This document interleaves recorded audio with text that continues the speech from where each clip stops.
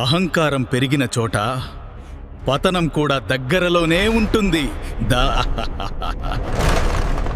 సత్యం ఆలస్యంగా గెలిచినా చివరికి గెలుపు దానిదే.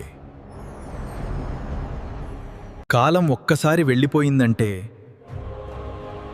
తిరిగి రాదు. మనిషి ప్రపంచానికి దాచగలడు, కానీ కర్మకు కాదు. నిజమైన భక్తిని దైవం ఎప్పుడూ విడిచిపెట్టదు.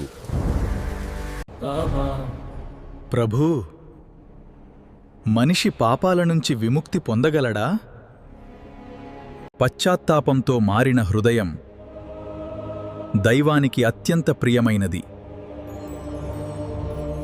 ఇలాంటి గరుడ పురాణ రహస్యాల కోసం సబ్స్క్రైబ్ అండ్ ఫాలో చేయండి.